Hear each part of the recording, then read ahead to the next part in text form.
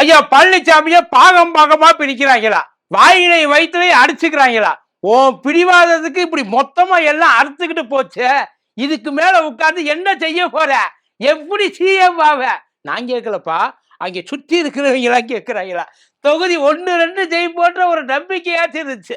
இப்ப மொத்தமா முடிச்சு விட்டீங்கல்ல. ஐயா ஓபிஎஸ் அந்த பக்கம் போயிட்டு பேசிட்டு வந்திருக்காப்ல. இப்ப தேமுதிகவை தாண்டி ஐயா ஓபிஎஸும் போயிட்டு திமுகவில் சேர போறாரா? ஏன்னா இப்ப ஐயா ஓபிஎஸ்க்கும் சரி ஐயா ஸ்டாலினுக்கும் சரி ஒரே எண்ணம் தான், எக்காந்த முதற்கொண்டு பாஜகவும் அதிமுகவும் உள்ள வரக்கூடாது. ஏன்னா ஐயா ஸ்டாலினுக்கு இருக்கிற அந்த நினப்பு வேற, ஆனா ஐயா ஓபிஎஸ் இருக்கிற மோட்டிவ் எவ்வளவு அவமானப்படுத்துறாங்கடா என்னையா. அடிச்சு வரட்டினாங்க உள்ளுக்குள்ள இருந்து, காலை எடுத்து வைக்க கூடாதுன்னாங்க. நான் எவ்வளவு தூரம் காலை புடிச்சு கெஞ்சின, உண்மைதான். எனக்கு எதுவும் வேண்டாம், நான் ஒரு ஓரமா உட்கார்ந்துக்கிறேன், என்னை அட்லீஸ்ட் என்னை நம்பி இருக்கிறவங்களாச்சும் உள்ள விடு, நான் எதுவுமே தொந்தரவே இருக்கிற இடமே தெரியாது, நீ உள்ள ஒரு ஓரமா இடம் மட்டும் கொடுங்க கேட்டார்ல. அதை விட ஐயா மோடி ஐயா அமித்ஷா அவங்கள்ட்ட எல்லாம் என்னுடைய பிறவி பயன் அடைஞ்சிருவேன். ஒரே ஒரு முறை நான் பார்த்தேன் ஓப்பன் ஸ்டேட்மெண்ட், அட்லீஸ்ட் உள்ளுக்குள்ளையாவது யாருக்கும் தெரியாம ஒளிவு மறைவா சொல்லியிருந்தா பரவாயில்ல, ஓப்பன் ஸ்டேட்மெண்ட். அவங்கள பார்க்கறதுக்காகத்தான் இந்த உசுரை கையில பிடிச்சிட்டு உட்கார்ந்து இருக்கிறேன் சொன்னார்ல. அப்படி இருக்கிறப்ப கூட கால் தூசுக்கு கூட மதிக்காம பேசாம கிளம்பி போயிட்டாங்கல்ல 2 பேரும். அதுக்காகத்தான் ஐயா போயிட்டு அங்கனுக்குள்ள இருக்கிறதாக ஒரு முடிவு பண்ணிட்டதா சொல்றாங்க. கூடிய சீக்கிரம் செய்தி வந்துடும், பார்த்துருவோமா?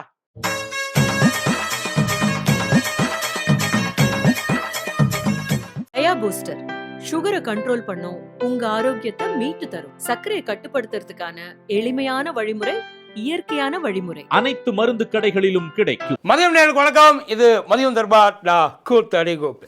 இப்ப எல்லாரும் நக்கல் பண்ணிட்டு இருக்காங்க எதை, தேமுதிகவை. இதெல்லாம் ஒரு கட்சி, இந்த கட்சியை போயிட்டு தேவையில்லாம தூக்கி தண்டத்துக்கு தலையில தூக்கி வச்சுக்கிறாங்க. இது பாரம் தான், இதனால எந்த யூஸுமே கிடையாது, வேஸ்ட் லக்கேஜ்.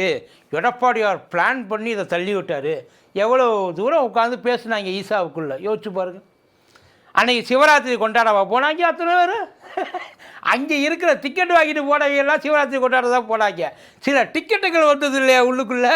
அண்ணன் வேலுமணி, ஐயா ராஜ்நாத் சிங்கு, அண்ணன் எல்முருகன், அதுக்கப்புறம் நம்ம அன்னியார்லாம் என்னைக்காச்சும் சிவராத்திரிக்கு போயிட்டு பார்த்துருக்கீங்களா நீங்கள்? அப்புறம் என்ன இப்போ திடீர் இது எதுக்காக அங்கனுக்குள்ளே உட்காந்து அவ்வளோ தூரம் கொழுவுனாங்க? ஏன் உள்ளுக்குள்ள எல்லார் கண்ணும் அவங்க மேலே. இந்த வருஷம் உண்மையிலேயே ஈசாவில் அந்த சக்கியை காட்டிலும் இங்கே இந்த சில குக்கிகள் இருக்கு இல்லையா, அவங்க பேரில் தான் பெரும் அட்டென்ஷனாக இருந்துச்சு. அதுதான் பெரிய நியூஸாகவே வந்துச்சு. கிட்டத்தட்ட என்ன சொன்னாங்க, டீலிங் முடிஞ்சு வேலுமணி ஐயா இது வரைக்கும் அரசியலை தான் கற்றுக்கிட்ட மொத்த வித்தையும் இறக்கி சம்மதிக்க வச்சுட்டாரு அந்நியார. ராஜ்யசபா சீட்டை கூட லாபகமாக அவங்கள்ட்ட பிடுங்கிக்கிட்டு என்ன பண்ணலாம் அப்படி எல்லாத்தையுமே பேசியிருக்காங்க சார். அது பேசி தான் இருக்கா. அந்நியார் வெளியில் ஒருவேளை அவங்க பேசுனதெல்லாம் அந்நியாருக்கு ஓகே இருந்துச்சுன்னா அவனுக்குள்ளே சொல்லியிருப்பாங்க, முடிஞ்சிச்சுங்க சிவராத்திரி நல்லபடியாக எல்லாருக்கும் முடிஞ்சிச்சு, எல்லா பிரச்சனையும் முடிஞ்சிச்சு, சூசகமாவது சொல்லிட்டு போயிருப்பார். ஆனால் இவங்க பேசுகிறது எதுவுமே, வேலுமணி அண்ணன் போட்ட பால் எல்லாமே நோபாலாக போயிடுச்சு அந்நியார்கிட்ட. அவங்க அதுக்குத்தான் மரியாதை வேற பார்த்துட்டு அதுக்கப்புறம் என்ன நான் மாட்டுக்கு மூஞ்சியை திருப்பிக்கிட்டா போக முடியும். பழகின தோஷத்துக்கு கூட இருந்த தோஷத்துக்கு கொஞ்சம் நேரம் உட்காந்து பேசிட்டு வந்தேன். இதைத்தான் அவங்க சொன்னார். அவங்களுக்குள்ளேயே அத்தனை பேருக்கும் தெரிஞ்சு போச்சு. அப்புறம் எதுக்கு அது ஒன்றுமே இல்லாத வேஸ்ட் லக்கேஜ் அப்படின்னா அதை ஏன் நீங்கள் தேவையில்லாமல் போயிட்டு உட்காந்து தூக்கிக்கிட்டு வர்றதுக்கு, இன்னும் சொல்ல போனால் இழுத்துக்கிட்டு வர்றதுக்கு ஏன் ட்ரை பண்ணீங்க? ஆனால் அவங்களுக்கு இருக்கிற அந்த பயம் அப்படித்தான் இருந்துச்சு. அதுக்கப்புறம் தான் போனாங்க. கேப்டனோட ஆத்மா மன்னிக்காது, கேப்டனுக்கு பிரேமலதா துரோகம் பண்ணிட்டாங்க. டேய் அப்படிலாம் பேசக்கூடாது. கேப்டனுக்கு பிரேமலதா, இன்னும் சொல்ல போனால் கேப்டனுக்கு ஆக்சுவலி கேப்டன் இந்த பக்கமாக அந்த பக்கமாக டிசைட் பண்ணுறப்ப அவருக்கு எப்பயுமே பிடிச்ச ஒரு இடம் அதுதான் கலைஞர் ஐயா தான். கலைஞருக்கு விழா எடுத்தது யார்? இல்லை உங்கள்கிட்ட கேட்குறேன், அவர் அம்மாவுக்கு ஏதாச்சும் விழா எடுத்த மாதிரி ஏதாச்சும் உங்களுக்கு ஞாபகம் இருக்கா? கலைஞருக்கு விழா எடுத்தது யார்? அவருக்கு கல்யாணம் பண்ணி வச்சது கலைஞர்ப்பா. அவருக்கு ஐயா ஏகப்பட்ட சண்டைகள், அரசியல் சண்டைகள், வெறுப்புகள் எல்லாம் இருக்கத்தான் செய்யும். அதெல்லாம் இப்போ அம்மா கூட கூட்டணி வச்சாரு, அம்மா கூட ஆத்திரமா தானே கூட்டம் வச்சாரு. ஆத்திரமாலாம் கூட்டம் வைக்கல அந்த கூட்டணி. அவர் எவ்வளோ தூரம் இழுத்து நடுத்தருவில் கொண்டாந்து உள்ளுக்குள்ளே விட்டாங்க. யோசிச்சு பாருங்க சார். அதெல்லாம் கண்ணு முன்னாடி வந்து போகுமா? அதுக்கு பேர் என்ன? அவங்க ஒவ்வொரு எம்எல்ஏவாக இளநியை இழுக்கிற மாதிரி இழுத்தாங்களே, அதுக்கு பேர் என்ன? ஒன்றுமே இல்லாமல் ஆக்கி உட்கார வச்சாங்கல்ல. கடைசியில் உண்மையில எப்படி தெரியுமா அவரோட நிலைமை இருந்துச்சு? வடிவேலன் அந்த அயன் பண்ணுற கடை வச்சுருப்பாப்புல. அங்கேயாவது ஒருத்தர் வேலைக்கு ஓடி வருவேன்.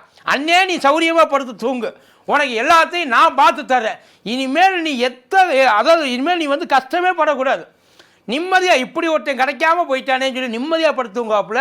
கடைசியில் இடுப்பில் இருக்க எல்லாத்தையும் அவுத்துட்டு வேப்பிலையை மட்டும் கட்டி விட்டு ஓடிடுவாங்க. உண்மையிலேயே கேப்டனோட நிலைமையும் அரசியலில் அதுவாக தான் இருந்துச்சு. அந்த வேப்பிலையை கட்டி விட்டது யார் தெரியுமா? வேறு யாரும் இல்லை. இந்த இப்போ சொல்கிறாங்களே கேப்டனோட ஆத்மா மன்னிக்காது, அவங்க தான் அந்த கூட்டணி அம்மா தான், வேறு யாருமே கிடையாது. இது அத்தனை பேருக்கு கேப்டனுக்குமே ரொம்ப நல்லா தெரியும். அவர் ஆத்மா மன்னிக்காதா? உண்மையிலே இருந்திருந்தாலும் அவர் எனக்கு தெரிஞ்சு எப்போயோ போய் சேர்ந்துருப்பார் அங்கே கூட்டணிக்கு. வேறு 2021 போய் சேர்ந்துருந்தா என்ன பண்ணியிருப்பிய? அதுதான் இங்கே நடந்திருக்கு. இப்போ ஐயா ஓபிஎஸ் இப்போ அதையும் அந்த கணக்குக்கு தான் கொண்டு வராங்க. அங்கே கேப்டனோட ஆத்மா மன்னிக்காதுன்னாங்க, இங்கே அம்மாவோட ஆத்மா மன்னிக்காதுன்றாங்க. அவ்வளோதான். ரெண்டாவது ஓபிஎஸ் போடுறது தண்டம். ஓபிஎஸ்க்கும் ஒன்றுமே இல்லை. யோ ராமநாதபுரம் தொகுதியில் போய் பாருங்கய்யா, அந்த மனுஷன் உங்களையெல்லாம் பீட் பண்ணிட்டு போயிட்டு தனியாளா, எந்த சப்போர்ட்டும் இல்லாமல் தனியாள நின்னாருயா. இத்தனைக்கு 6 பன்னீர்செல்வத்தை இறக்குனாங்க, பலாப்பழத்தை கொண்டாந்து கொட்டுனாங்க. யோசிச்சு பாருங்க. அவர் எவனுக்கு காசுமே கொடுக்கல. உண்மை அதுதான், இறக்கலை அந்த இடத்துல. ஏன்னா கட்சி சார்பாக போயிருந்தாலும் ஏதாவது பிரயோஜனம் உண்டு. அவருக்கு நம்ம தனியாக தானே நிற்கிறோம், என்ன நடக்கணுமோ நடக்கட்டும் அப்படின்னு சொல்லி அவமாட்டுக்கு விட்டாப்புல. அங்கே யோசிச்சு பாருங்க, அவரால் எவ்வளவு பாதிப்பு முதல்ல யோசிச்சு பாருங்க. ஆனால் அவருக்கு இருக்கிற இப்போ ஒரே எய்மு, இவங்களை அடித்து காலி அசிங்கப்படுத்தினாங்க. இல்லை அதுக்கு பதிலுக்கு அசிங்கப்படுத்த லீகலாக போராடுறதுக்கு முடியாது சார். டைம் ரொம்ப இழுக்கு. அவர் எவ்வளவோ போராடி ஓஞ்சிட்டார். இதுதான் சரியான டைம். இந்த டைமில் இவங்க அத்தனை பேருக்கும் ஒரே டைமில் நம்ம ரிப்ளை கொடுக்குறோம். தோசையை திருப்பி போடுவாங்களா அந்த மாதிரி ஒட்டு மொத்தமாக அத்தனை பேர் மேலேயும் மண்டையில் ஆம்லேட்டை போட்டு அப்படியே சூடாக கலர்றான். என்ன பண்ண முடியுமோ அதை பண்ணிடணும் அப்படின்னு முடிவுக்கு வந்துடும். ஆனால் அதுக்கு அங்கே போய் சேர் வரைக்கிட்டீங்கன்னா சேர்றதுக்கு அவருக்குமே மனசு இருக்காது உண்மையிலே. ஆனால் அந்த சுயமரியாதையை காப்பாற்றிக்கணும் அப்படின்ற அந்த ஒரே ஒரு நினப்பு கொஞ்சம் நஞ்சமாக நமக்கு இருக்கிற அந்த மான மரியாதை நமக்கு இருக்கணும். அப்படின்னா இவங்க கூட நம்ம இருக்கக்கூடாது, எங்கே வேணாலும் போகலாம். ஆனால் அதுக்காக தாவேக்கா போவாரா அப்படின்னு கேட்டிங்கன்னா அவருக்கு மனசாட்சி இருக்கா இல்லையா? சின்ன பிள்ளையில மூக்கொழிக்கிட்டே வந்த பயல்கிட்ட போயிட்டு இப்போ நம்ம போயிட்டு நான் ஏதாவது செய்யணுமா, உங்களுக்கு ஏதாச்சும் எங்கேயாச்சும் அரிக்குதா அப்படின்ற மாதிரிலாம் போயிட்டு உட்கார முடியுமா இங்கே? அதுக்கு இது எவ்வளவோ பரவாயில்லையாச்சு. அதனால் இந்த பக்கம்தான். இப்போ ஒரு பேச்சு சொல்கிறேன். இப்போ இவ்வளோ பேர் வர்றதுனால கூட்டணிக்குள்ள பிரச்சனையாக இருக்குது. ஏற்கனவே தேமுதிகக்குள்ள சீட்டு பிரச்சனை, அது மட்டும் இல்லாமல் இங்கே இந்த பிரச்சனை வேறு. இப்போ ஓபிஎஸ் ஐயா வந்துட்டாங்கன்னா அதுக்கு வேறு பிரச்சனை. ராமதாஸ் ஐயா வேறு பயங்கர தூது விட்டுக்கிட்டு இருக்காரு, அதுக்கு வேறு. எப்படித்தான் சீட்டை ஒதுக்குவாங்க? ஏன்னா போன டைம் 188ன்னு நினைக்கிறேன் திமுக போட்டி போட்ட தொகுதி. இந்த முறை அதே மாதிரி முடியுமானா முடியவே முடியாது. எப்படி பார்த்தாலும் 170க்கு இறங்கிடுவாங்க எப்படி. ஏன்னா இந்த சீட்டெல்லாம் தான் அங்கே கொடுக்க முடியும், வேறு என்ன பண்ணுறது. ஆனால் இந்த சீட்டு அங்கே கொடுக்குறப்ப எவ்வளவு சீட்டு அங்கே இருக்கிறவங்க விட்டு கொடுக்கணும்ல. ஃபார் எக்ஸாம்பிள் இப்போ இவர் போனார், வைத்தியலிங்கம் போனார். இப்போ வைத்தியலிங்கனுக்கு கண்டிப்பாக சீட்டு கொடுப்பாங்க. எங்கே கொடுப்பாங்க? ஒருத்த நாட்டில் தான் கொடுப்பாங்க. இப்போ ஒருத்த நாட்டில் அவர் ஏற்கனவே 4 முறை எம்எல்ஏவாக இருக்கார். அவர் யார்? ஆல்ரெடி ஐயாவோட ஓபிஎஸ் ஐயாவோட ஆதரவாளர். அங்கே இருந்துட்டு இதுக்கப்புறம் அதுக்கு மேலே அங்கே வேலைக்கு ஆகாது அங்கே போனார். எது ஐயா இல்லை, அதிமுக இணைப்பு வேலைக்கு ஆகாது அப்படின்றதுனால தான் அங்கே போனார். இப்போ ஒருத்த நாட்டில் தான் கொடுப்பாங்க. ஒருத்த நாட்டில் ஆல்ரெடி போட்டி போட்டவங்க என்ன பண்ணுவாங்க? அதைத்தான் கூப்பிட்டு வச்சு சொல்லுவாங்க, ஒன்றும் கவலைப்படாது தம்பி, சீட்டு ஜெயிக்கணும் அவ்வளவுதான், வேலையை பாரு, வேறு இது உனக்கு காத்துக்கிட்டு இருக்கு, முடிஞ்சு வச்சு அவ்வளோ. அதுக்காக அது அப்படி. இதுதான் திமுகவோட ஸ்ட்ரென்த்து. இப்போ தென்காசி போனோம்னா நம்ம மனோஜ் பாண்டியன் இன்னொன்று அந்த இடத்துல நிற்க வைப்பா. தென்காசியில் கண்டிப்பாக அவர் ஜெயிப்பார், கண்டிப்பாக. இன்னும் சொல்ல போனால் இந்த தடவை கூடவே நின்று ஜெயிச்சாலும் ஜெயிக்கிறார், யாருக்கு தெரியும்? இந்த மாதிரி ஒவ்வொரு. இப்போ ஐயா ஓபிஎஸ் உள்ளே போயிட்டு தான் அவருக்கு ஆதரவு கொடுக்கணும்னா கிடையாது.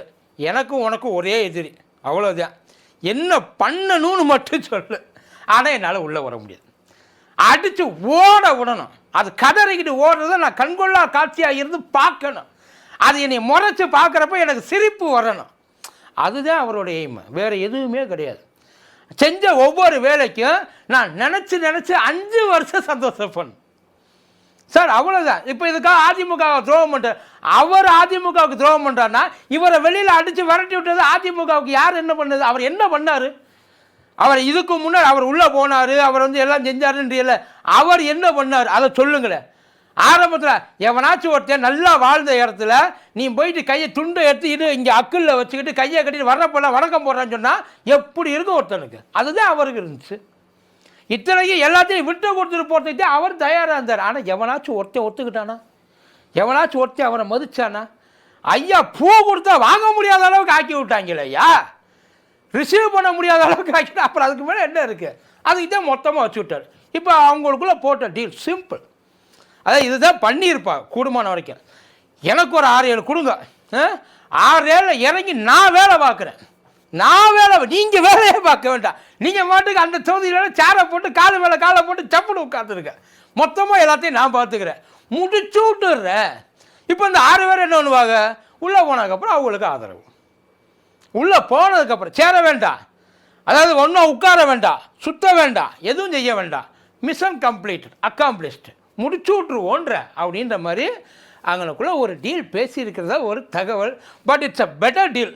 யூனோ, இது வரைக்கும் ஓபிஎஸ் ஐயா கேட்டதுலேயே மிகச்சிறந்த ஒரு டீல் அப்படின்னா அது இதுவாக தான் இருக்கும். கடந்த ஒரு 6 வருஷமாக வேறு எதுவும் இல்லை. ஐயாவுக்கு உள்ளுக்குள்ளே ஐயா ஜெயிக்கிறது போகிறது வர்றது அதெல்லாம் அடுத்த பிரச்சனை. நான் இதை வந்து உருவி ஓட விடுறதை மட்டும் பார்க்கறதுக்காகத்தான் நான் வெயிட்டிங்கில் இருக்கேன். அதுக்காகத்தான் நிற்கிறாரு. அந்த காட்சியை பார்த்துட்டா ஐயா வந்து அடுத்து அந்த கண்ணீரை விடுற காட்சியை நம்ம பார்க்க போகிறோம். வேறு எதுவும் இல்லை, பார்ப்போம். என்ன இந்த டீலாம் ஒத்து வருமா? இல்லை நேரடியாக சொல்ல முடியாது. போட இதுக்கப்புறம் என்னடா ஆகிப்போச்சு, இவ்வளவு தூரம் என்ன இவங்க அவமானப்படி இவங்க இதுக்கு இப்போ நான் போய் சேர்ந்ததுக்கப்புறம் இவங்க பேசாமல் இருக்க போகிறாங்க. இல்லை இது வரைக்கும் பேசாததான் புதுசாக பேச போகிறேன். இனிமேல் இவங்க என்ன பேசலை என்னையை பற்றி ஆல்ரெடி எல்லாத்தையும் சொல்லிட்டாங்க. துரோகின்ட்டாங்க, திமுக பி டீம்ன்ட்டாங்க, ஒன்றும் இல்லாதவன்ட்டாங்க, அதாவது மக்கள் மத்தியில் எனக்கு சப்போர்ட் இல்லைண்ணா. இதுக்கு மேலே இவங்க வேறு என்ன பேசுகிற முடியும்? நான் திமுகவில் போய் சேர்ந்தேன் அப்படின்னு சொல்லி நேரடியாக போய் சேர்ந்தாலும் சேரலாம். ஆனால் ஒன்று, அவர் திமுகவில் சேர்ந்தாலும் சரி, திமுகவுக்கு சப்போர்ட் பண்ணாலும் சரி, அதுக்கு காரணம் உண்மையிலே ஐயா ஓபிஎஸ்க்கு திமுகவுக்கு சப்போர்ட் பண்ணணுன்ற காரணம் கிடையாது. அதுக்கு ஒரே காரணம் ஐயா பழனிசாமி இது வரைக்கும் அவரை அணுவணுவாக பண்ண சித்திரவதை, அதோட வெனதை அங்கே போய் நிற்குது. வேறு எதுவும் இல்லை. நன்றி.